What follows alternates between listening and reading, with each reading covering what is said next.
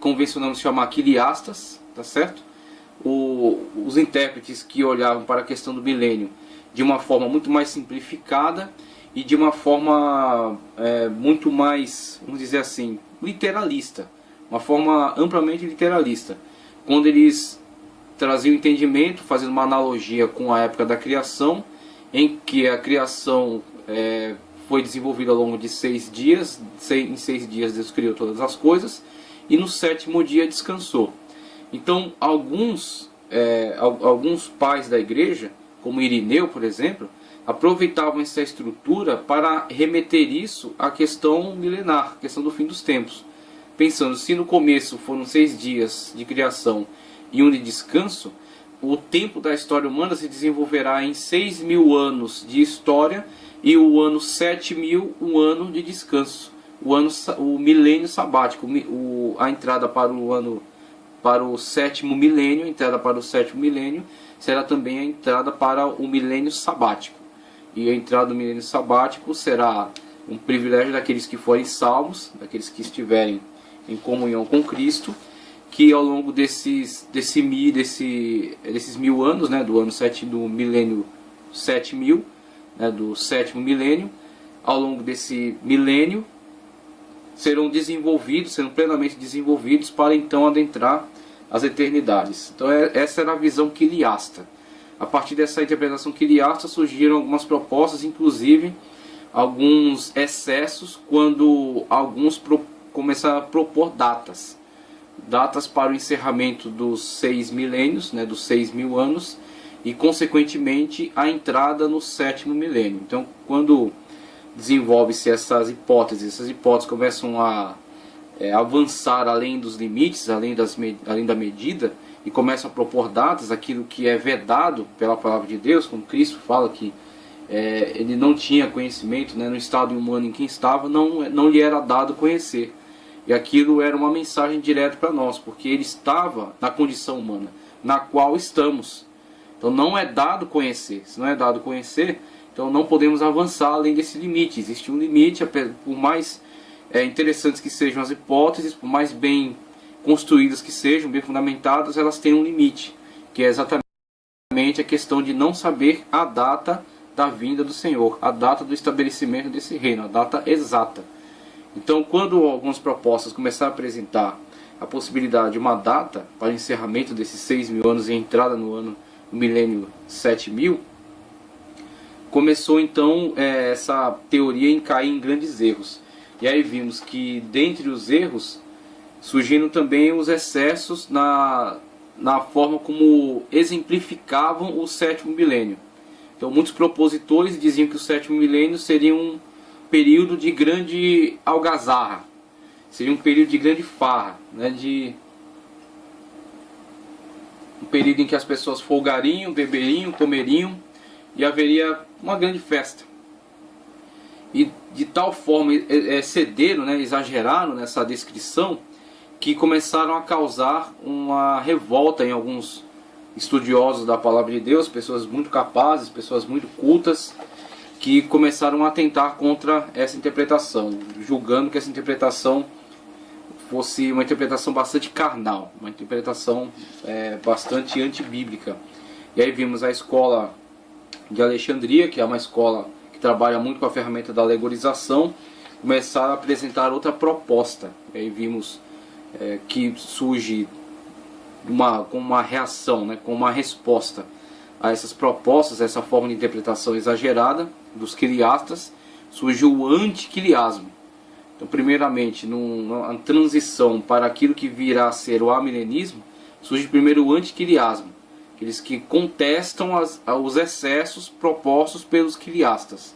Então, a partir dessa contestação, a nova proposta surge com o amilenismo. E aí o amilenismo, vimos grandes expoentes que defenderam o amilenismo, como Orígenes, tá certo? Orígenes, um dos grandes representantes aí da escola de Alexandria. Depois de Orígenes vimos, por exemplo, Agostinho de Hipona, né, que começa como um quiliasta, começa como um pré-milenista, mas diante desses excessos volta-se para o amilenismo, né? Diante desses excessos abandona essa interpretação pré-milenista, quiliasta, e adota então o amilenismo, lançando algumas propostas de interpretação, conforme lemos aí no livro A Cidade de Deus. E não somente isso, mas no decorrer da história, vimos que de dentro do amilenismo surge uma terceira proposta chamada pós-milenismo.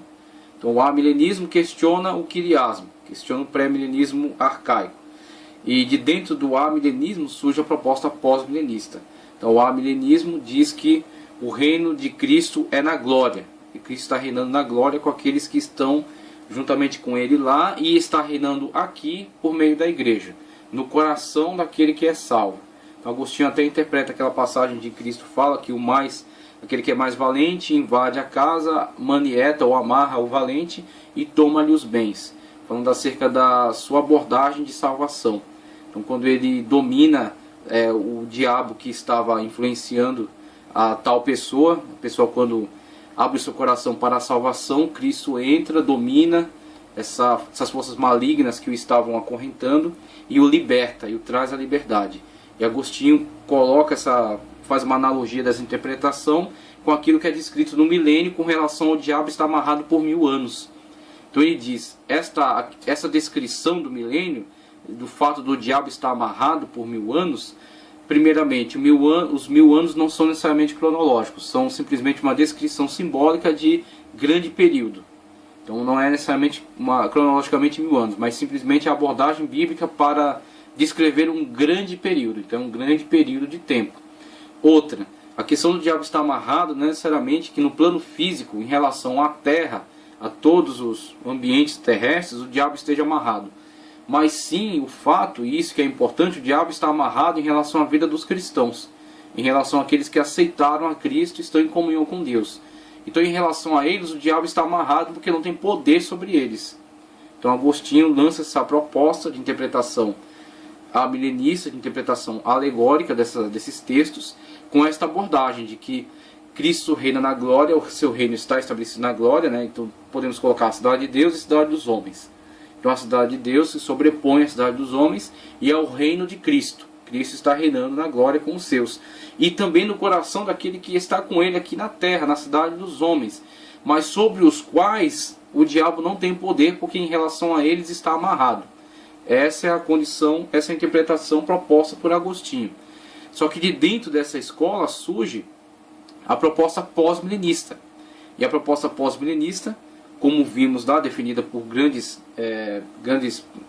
nomes também, como podemos citar Jonathan Edwards, William Carey, Whitby, podemos citar essas pessoas que laboraram aí pela propagação do reino de Deus, da igreja, porque tinha uma proposta que assemelhava-se ao amilenismo, no sentido de alegorizar esses textos bíblicos, mas a tendência que dava a sua alegorização era no sentido de entender que o reino de Cristo não é cronológico, sim, não é cronológico, como diziam os amilenistas, mas o reino de Cristo não é na glória, não está só na glória, no céu, no ambiente celestial. O reino de Cristo está sendo estabelecido aqui. Está sendo estabelecido aqui. Então a igreja é responsável pela construção do reino de Cristo na terra, subjugando toda a terra por meio do Evangelho. Então quando todos forem alcançados pelo Evangelho, por isso que Cristo falou, ide por todo mundo pregar o Evangelho a toda criatura. Então eles leem essas passagens como: temos a obrigação de ir por toda a terra, capacitados pelo poder de Deus, a ganhar todos para Cristo, colocar todos debaixo do reino de Cristo, e então quando Cristo reinar nestas vidas, se não todas, na grande maioria delas, o reino será estabelecido. Cristo virá à terra fincar a bandeira do seu reino, que conquistou por meio da igreja, a qual capacitou. Tá certo? Então o pós-milenista, diferentemente do amilenista, veja, amilenismo, essa partícula de negação A, entende-se, o milênio não é literal, o milênio é uma abordagem alegórica, não é cronológico em sentido de ter 1000 anos, e não é na terra no ambiente físico, mas sim no ambiente espiritual. Ele é no ambiente espiritual, ele está presente, ele é real. Dizer que é alegórico não é dizer que é falso, é dizer que não é terrestre, tá certo? Ele é espiritual, ele é real e está acontecendo aqui, agora, mas não nesse ambiente, no ambiente celestial. A proposta pós-milenista, veja, temos o milênio, questão do milênio, eles também adotam uma visão alegórica em relação ao milênio, mas eles são pós. E o que é pós? Depois.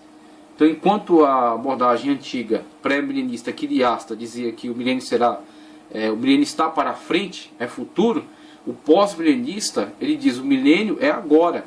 O milênio está sendo construído por nós. E quando Cristo vier à Terra, não virá estabelecer o milênio, e sim estabelecer a sua bandeira no milênio. Ou seja, o milênio já foi construído, o reino já está construído, e eu vim aqui estabelecer a minha dominação, tomar posse do milênio. Então o pré-milenista diz, Cristo vem fundar o milênio, para vivenciarmos nele. O pós-milenista diz, não, Cristo vem tomar posse do milênio, porque o milênio está sendo construído agora, pela sua igreja. E essa visão pós-milenista rendeu muitos frutos com os amplos trabalhos de evangelismo pela face da terra. Então vimos aí grandes homens de Deus que laboraram pela propagação do evangelho a toda criatura, impulsionados por essa interpretação, por essa visão. Mas aí por fim vimos o enfraquecimento dessa visão pós-milenista, por causa da sua abordagem extremamente otimista, e nos ambientes da Primeira e da Segunda Guerra Mundial, com a destruição da sociedade, né? Com as crises, as graves crises que houveram na sociedade, ficou insustentável defender essa visão otimista do pós-milenista. E ainda mais um certo aspecto sinistro, quando alguns dos seus propositores, que se afastaram daquela antiga visão estritamente bíblica, começaram a reinterpretar a sua abordagem pós-milenista como uma transformação social. Não uma transformação espiritual da sociedade, mas uma transformação social. E a partir dessa transformação meramente num escopo de transformação social, acabaram-se por se envolver em muitas políticas progressistas que surgiam na época, e com essas propostas, né, com essa politicagem que passou a ser adotada, se envolveram com movimentos tanto sinistros, né? Então essa proposta veio a ser bastante enfraquecida aí na época da Primeira e da Segunda Guerra Mundial e após isso. Então muitos defensores acabaram retornando para dentro do amilenismo. E o que temos hoje? Hoje não temos mais essa abordagem pré-milenista quiriasta, tá? Que foi duramente questionada pelo amilenismo, primeiramente pelo antiquiriasmo, depois amilenismo. No decorrer da história surge o pós-milenismo, apresenta uma outra proposta, ficam 3 escolas, tá certo? O pré-milenismo, o amilenismo e o pós-milenismo. O pós-milenismo enfraquece-se após o período da Primeira e Segunda Guerra Mundial, e muitos dos seus defensores voltam para dentro do amilenismo. Então temos alguns pós-milenistas que ainda defendem essa proposta, mas o maior antagonismo que existe hoje é entre amilenismo e pré-milenismo. E aí dentro do pré-milenismo vamos ver agora pelo menos 3 abordagens, pelo menos 3 subdivisões dentro do pré-milenismo, tá certo? Então temos o amilenismo de um lado, do outro o pré-milenismo, que não é mais o pré-milenismo quiriasta da antiguidade, mas é uma proposta de pré-milenismo que é subdividida em 3 subpropostas, vamos colocar assim, né? 3 subdivisões. Então entramos aqui na doutrina da ressurreição, entramos aqui nas doutrinas tribulacionistas. Doutrinas tribulacionistas, tá certo? Dentro da escola pré-milenista, as doutrinas tribulacionistas.